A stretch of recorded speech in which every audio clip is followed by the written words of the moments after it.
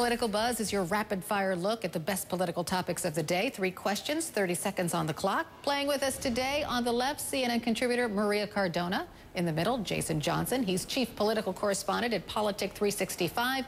And on the right, strategist and former McCain-Palin aide Boris Epshteyn. Welcome to you all. Good morning. Thank you, Carol. Good to be here. Glad you're here. First question. The Republican primary isn't officially over, but it really is. President Obama is already taking shots at Mitt Romney, and Mitt Romney is returning the favor. Let's listen. This congressional Republican budget is something different altogether. It is a Trojan horse. Disguised as deficit reduction plans, it is really an attempt to impose a radical vision on our country. It is thinly veiled social Darwinism. In Barack Obama's government-centered society, the government has to do more because the economy is doomed to do less. Because when you attack business and you vilify success, you're going to have less business and less success.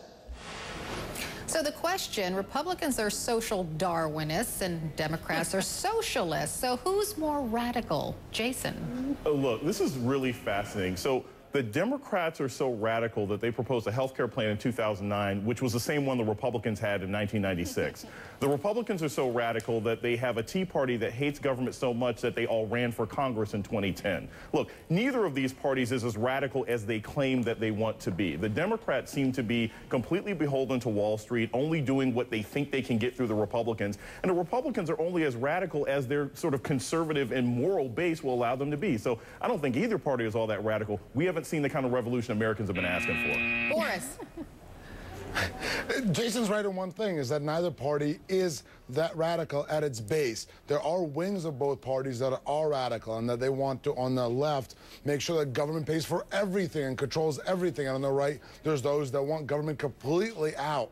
Now, the reality is that neither of the one side or the other side is going to happen. We are in the middle. Majority of the country is in the middle. And politics would be better served if we talked about the niche issues that are really disconcerting, like the high deficit, like the high unemployment, which has not gotten better under President Barack Obama, and not go in these over-sweeping comments like the Trojan horse. Who wants to talk about Trojan horses? Maria? Look, there's no question that on both sides there's hyperbole, but this meme about Democrats being socialists is so old and has been very discredited. But the president, in talking about the Paul Ryan budget, is actually right. It does basically gut every single program the middle-class families and working-class families have benefited from and thrived from, and it puts trillions of dollars to the budget to give millionaires and billionaires more tax cuts. And don't take his word for it. Newt Gingrich called it right-wing social engineering in a rare glimpse of truthfulness. That's why Newt Gingrich has 6% in Wisconsin. Come on. Newt Gingrich does not speak for the Republican Party. Okay, let's move on. Let's move on to the second question. Republicans seem to be steering the conversation away from contraception. Governor Nikki Haley visited The View, and she says, quote, women don't care about contraception. They care about jobs and their families. And Romney has the same message. So the question, do economic or social issues matter more to women? Boris.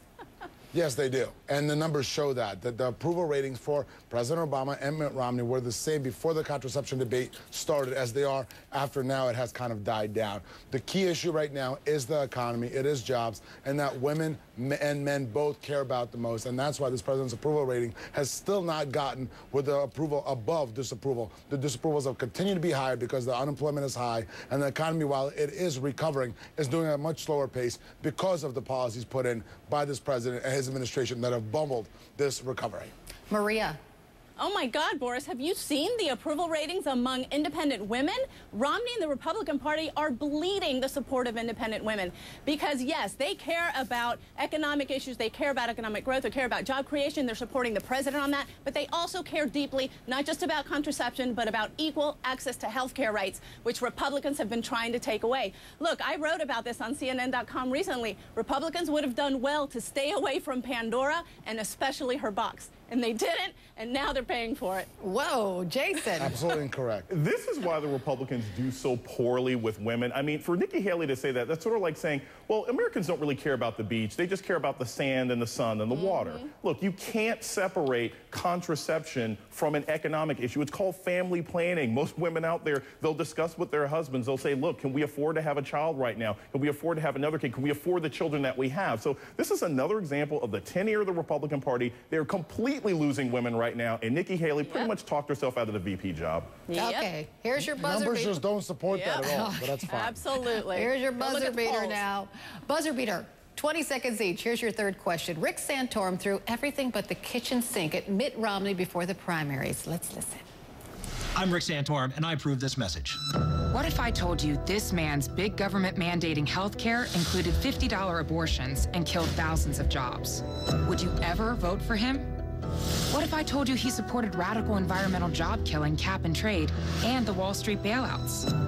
And what if I told you he dramatically raised taxes and stuck taxpayers with a $1 billion shortfall? One more thing. What if I told you the man I'm talking about isn't him?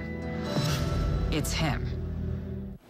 Okay, so yet that ad ran, and Santorum lost badly in Wisconsin, Maryland, and D.C. His post-primary speech, though, he says, oh, it's just halftime for me. So the question, why is it so difficult for Santorum, Gingrich, and Paul to face reality? Maria.